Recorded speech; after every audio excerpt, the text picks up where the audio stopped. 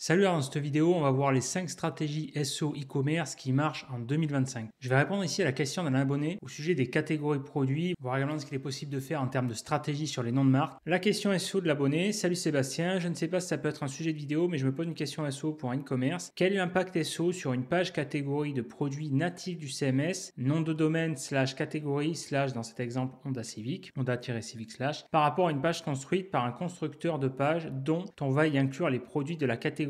Exemple, nom de domaine / Honda Civic. Grossièrement, je me demande si une page créée page enfant ou pas rank aussi bien qu'une page catégorie de produit. La question ici, c'est quoi? Est-ce qu'une page créée nativement par un CMS ou par une extension, un plugin, on va prendre un exemple concret, admettons, tu as un site WordPress sur lequel tu as une boutique créée via WooCommerce, tu as installé le plugin WooCommerce, tu as des pages par défaut, tu as toute une architecture qui se crée en termes de maillage interne, mais surtout en termes d'arborescence d'URL, de création d'URL, ce qu'on appelle des slugs. Donc, tu as les URL qui sont créés par défaut, tu as l'URL boutique, tu as une URL pour les fiches produits, tu as une structure d'URL pour la page boutique, une structure d'URL pour les fiches produits, une structure d'URL pour les catégories de produits et également pour les tags. Et la question, c'est de se dire, ok Seb, est-ce qu'en gros, la structure d'URL créée par défaut par ici WooCommerce, dans ce cas-là, c'est de style nom de domaine.com /boutique. Et là, dans l'exemple, la catégorie, c'est nom de domaine.com /boutique ma catégorie. Est-ce que cette URL-là, cette structure d'URL créée par défaut, a une meilleure capacité de ranking qu'une URL customisée, admettons une URL que tu auras créée toi-même et ça sera accessible via l'URL nom de domaine.com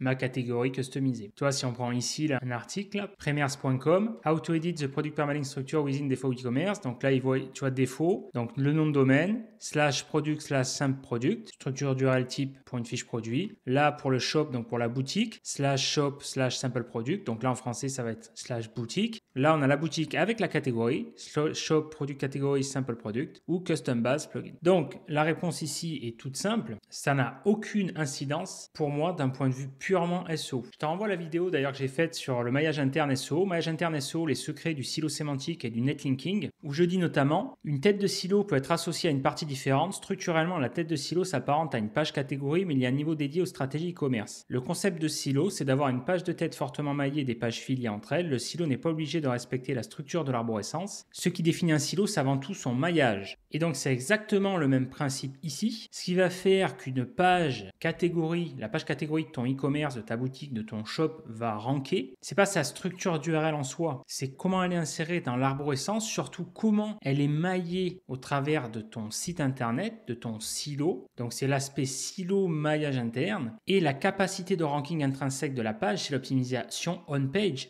mais c'est-à-dire l'optimisation, le title, le titre de ta page et tout l'aspect contenu visuel, les H1, les H2, etc. Ce que tu vas mettre en termes d'occurrence dans ta page, en termes de mots-clés, comment tu vas construire ta page, comment tu vas rédiger le contenu. Admettons, dans cet exemple, tu veux te positionner sur, donc j'ai dit Honda Civic 10 type R, et bien ça va être comment tu vas optimiser ta page catégorie produit sur cette requête visée Honda Civic 10 type R. Si tu vas faire un listing produit, en fonction des les fonctionnalités que tu vas implémenter, le contenu que tu vas mettre, là dans l'exemple Honda Civic type R, tu vas par exemple lister toutes les Honda Civic 10, donc de la 10e génération, type R. Donc là, de 2017 à 2022, tu peux cibler la gamme 2020 où il y a l'édition limitée en jaune, la version Sportline, sans l'aileron, etc. Un exemple peut-être qui va te parler davantage, si on prend l'exemple d'un site immobilier, un portail immobilier, où c'est exactement le même principe, tu prends Se Loger, admettons seloger.com, tu es sur une catégorie, enfin c'est l'équivalent d'une catégorie dans un e-commerce, tu tapes location, j'en sais rien, appartement T2 Paris, tu vas voir tout le maillage transversal à côté, le maillage, les liens contextuels sur la page et les liens de navigation qui font également partie du maillage. C'est un maillage contextuel, mais un maillage également au niveau navigationnel. Si je prends l'exemple sur Se Loger, location appartement Paris, ça c'est la page qui se positionne en première position, 5615 appartements en location à Paris. Ce qui va faire que cette page se positionne, c'est une optimisation globale. Tu as par exemple la balise title, 5615 annonces de location d'appartements Paris avec le code postal 75 000.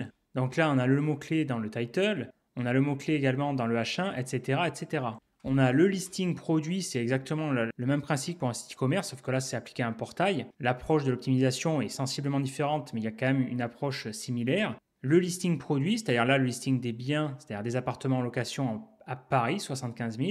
On a le maillage interne ici en termes de navigationnel, avec le mot-clé location à Paris. Location, on a une segmentation par gamme.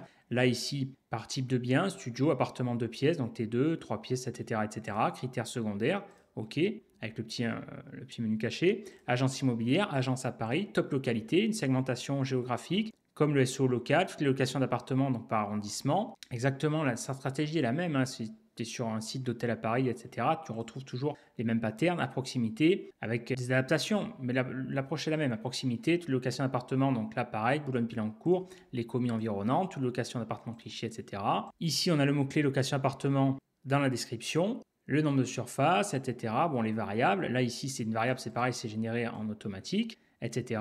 Et donc, ce qui va faire que cette page se positionne, c'est pas que la page soit générée automatiquement en tant que telle. Alors oui, on a une segmentation ici, on a les mots-clés immobilier, donc c'est un répertoire virtuel, location, donc type de location, ensuite IMO, Paris, bien appartement. Mais cette URL-là, qu'elle soit customisée, qu'elle ait été créée de toutes pièces par un développeur, ce qui a fort à parier, c'est pas une URL, c'est généré par un CMS, d'accord? Et si c'est un CMS, il y a de fortes chances qu'il soit customisé. Donc tout ça pour te dire que l'URL en tant que tel, on s'en fout. Je reprends l'exemple de WordPress avec WooCommerce, c'est qu'en fait, il te crée une structure d'URL toute faite pour t'aider parce que ça cible des débutants. Et si tu ne sais pas quoi faire, tu peux l'utiliser. Mais généralement, en fonction d'ailleurs des thèmes que tu vas prendre, tu vas avoir des thèmes qui vont customiser la plupart du temps s'ils ont l'étiquette SEO friendly. Ils vont te proposer une URL, même c'est plus qu'une URL, c'est une page en fait, une conception de page type boutique qui va remplacer justement l'URL par défaut allouée par WooCommerce sur le shop, slash boutique, tout ça. Donc, c'est pas important. Le seul bémol qui a relativisé, donc je ne vais pas rentrer dans les détails dans cette vidéo pour pas que ça soit trop long, mais c'est juste à la limite le problème de duplicate content, c'est-à-dire que là, c'est des URL par défaut, si tu ne les utilises pas et que voilà, tu mets pas de canonical ou de non-index ou de ce que tu veux, ça peut te générer des URL un petit peu poubelles. Mais encore une fois, c'est toute proportion gardée, c'est pas gênant parce que ça dépend si tu as un shop qui a des dizaines de milliers de pages. Bon, voilà, c'est pas ça à ignorer. Donc, pour en revenir à la question de base, l'impact SEO sur une page catégorie de produits native du CMS par rapport à une page construite, moi, honnêtement, alors c'est stricto sensu, ça n'a aucune importance pour moi. Par contre, moi, ce que je fais généralement, 9 fois sur 10, pour ne pas dire 10 fois sur 10, c'est que j'utilise quasiment jamais les pages générées par défaut, les URL, que ce soit sur WooCommerce ou sur d'autres. Pour plusieurs raisons, parce que les URL par défaut sont moches. Les conceptions, justement, d'un point de vue design, les conceptions de pages sont moches, sont anti-ergonomiques. D'un point de vue marketing, d'un point de vue, pour tout un tas de raisons. Également, d'un point de vue SEO, parce que le problème, c'est que c'est des pages types qui sont générées en automatique. Alors, tu as des templates WooCommerce. Alors, soit, si tu gardes ça, je t'invite fortement à créer dans ce qu'on appelle un thème enfant, dans l'exemple de WordPress, à les customiser, parce que tu t'apercevras très rapidement que d'un point de vue SEO, tu n'as quasiment que très peu de marge de manœuvre. C'est quasiment pas optimisé. Donc, j'aurais même tendance à pencher pour l'inverse, que les pages natives du CMS, généralement, d'un point de vue SEO, tu pars avec un boulet en fait. Tu n'as pas vraiment de marge de manœuvre. Si oui, est-il possible de faire un menu header avec ces pages plutôt qu'avec des catégories de produits? Bien sûr, bien évidemment, parce que comme je t'ai dit, vu que moi j'ai tendance à privilégier une page créée, donc customisée, forcément c'est la page customisée que tu vas mettre en avant. Okay. Alors attention, menu header, ça envoie également. Donc tout ça, c'est des stratégies SEO e-commerce. Donc j'en parle dans l'académie d'ailleurs. Donc il y a un niveau dédié spécial e-commerce. Il y a notamment les stratégies SEO, le niveau 11, mais également spécial e-commerce avec le plan d'action ici complet de A à Z. Et j'y parle notamment sur des stratégies avancées qu'il est possible de faire par rapport sur des pages de marque. Mais c'est pareil, le menu header, attention, si par exemple tu as envie de créer un méga menu, un méga header, ce que tu veux, là, tu vois, ça n'a rien à voir avec les catégories de produits, les URL natives en fait. C'est encore une fois, c'est une question d'arborescence, d'optimisation du maillage interne. Dernière question sur le même sujet, si les pages rankent aussi bien que les catégories, est-il une bonne idée de créer une flopée de pages sur des marques, nom de domaine, / lampe Conforama, nom de domaine, / lampe nature et découverte, etc. avec à chaque fois les mêmes produits? Oui, mais encore une fois, ça par contre, c'est des questions un peu touchy. Alors, je vais pas m'étaler là-dessus parce qu'encore une fois, là, j'en parle dans l'académie sur le niveau notamment 15 spécial e-commerce et je donne des exemples concrets parce que pour comprendre, encore une fois, il faut des exemples concrets, pardon. Mais pour des raisons de confidentialité, je ne peux pas en parler en public ici. Mais ici, si je te donne un petit conseil, si tu vas les jeter, encore une fois, tu fais de la veille, tu vas étudier différents e-commerce dans des niches, en français, en anglais, etc.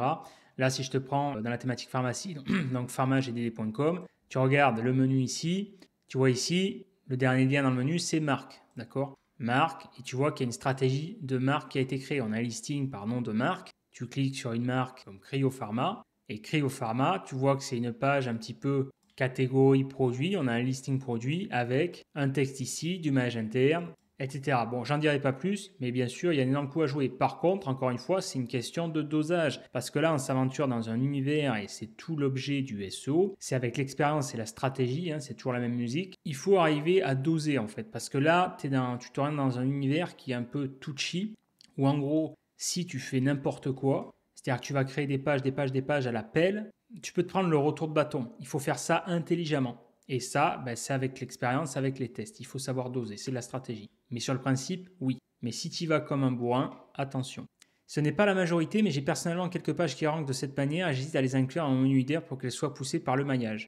Oui, voilà, c'est ce que je dis. Mais alors par contre, encore une fois, il y a deux choses qui sont bien distinctes à ne pas confondre. Ça, ici, c'est le menu, d'accord? Et là, c'est le maillage interne. Alors oui, le menu pousse. Ça fait partie du maillage, d'accord, mais c'est un maillage navigationnel. Il faut vraiment, encore une fois, y aller avec parcimonie. Il faut appliquer ce que j'appelle la règle de rétention. Dans le menu et d'une manière générale, tous les liens navigationnels, il faut que tu mettes ce qui est vraiment indispensable, le minimum. Parce que plus tu vas en mettre, plus ça va diluer justement le PageRank interne et ça va être contre-productif. Le maillage interne, d'un point de vue purement SEO, ce qui a le plus de poids, c'est au niveau des liens contextuels. D'accord. Et on en revient toujours à la même base finalement. C'est ce que j'explique d'ailleurs dans cette vidéo, maillage interne SEO, les secrets du silo sémantique et du netlinking. Les piliers importants, en tout cas sur l'on-site, c'est le silo, le netlinking et l'arborescence, mais tout ça c'est lié. Mais encore une fois, il faut voir ça d'un point de vue global. Je n'ai jamais vu ou lu des informations me permettant de répondre à ces questions. Désormais, tu as cette vidéo. J'aimerais bien avoir ton opinion et ton retour d'expérience si ce n'est pas trop te demander. Voilà. Donc tu peux taper d'ailleurs sur Google ou Commerce des faux slugs exemples. Donc le slug, je l'explique ici, tu as un article, là, tu vois, FASM Web, là, composante du permalien, etc.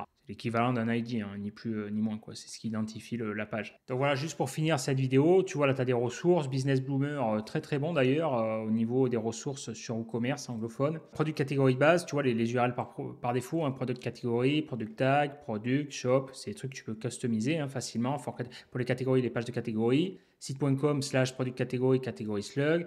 Pour les tags, site.com, product tag, donc là c'est des répertoires virtuels en fait, donc c'est-à-dire que des répertoires qui n'existent pas, générés automatiquement. For product page, site.com, product slug. Bon, en fait, tout ça, c'est créé par défaut parce que c'est pour pouvoir créer justement ta boutique en fait. Ça va servir de repère à WooCommerce pour organiser les différentes pages. Ça rejoint des besoins d'arborescence pour les hiérarchiser, les organiser. C'est-à-dire que là, il sait que WooCommerce, ici, si tu as le slug product catégorie, il va pouvoir y rentrer tous les produits qui appartiennent à cette catégorie. D'accord ? Mais ça, c'est des repères. Et encore une fois, ça d'ailleurs, tu peux dans WordPress, tu peux le modifier dans les permaliens. Tu vois, product permalink. Ici, tu as le slug, la structure d'URL par défaut. Tu vois, product sample, shop base ou catégorie. Et là, tu peux le customiser. Tu vois, custom base, etc. À partir du moment où tu le customises et que tu enregistres, bien sûr. Après, tout ça, c'est l'URL rewriting, la réécriture d'URL. WooCommerce, il va s'y retrouver si tu gardes en tout cas la structure d'URL de base. C'est juste que c'est une optimisation initiale tout simplement, quoi. Et là, tu vois, il te donne même des codes si tu es un petit peu à l'aise en technique à customiser. Moi, je sais que j'ai pas mal de snippets d'extraits. Ça, tu le rajoutes dans ce qu'on appelle des hooks, dans des fonctions, le fameux fichier function.php sur ton thème parent ou mieux ton thème enfant. Mais des fois, certaines fonctions sur le thème enfant, ça ne prend pas en compte. Il faut également l'écrire en plus sur le thème parent. Tu as également une ressource, woocommerce.com. Tu vas à la source, custom permalink for WooCommerce avec le menu, tu vois, la shop base, les catégories permalink, le slug, si tu veux le replace, si tu veux le remplacer. Voilà, je te laisserai prendre connaissance de tout ça. J'espère que cette vidéo t'a plu. Si tu as des questions SEO, n'hésite pas à me les poser en commentaire juste en dessous de cette vidéo. Ça pourra me donner des idées pour créer de nouvelles vidéos qui répondent justement à tes questions. Et moi, je te dis à de suite dans la prochaine vidéo. Ciao. Never stop searching, never quench the thirsty. I'm toxic and psychotic.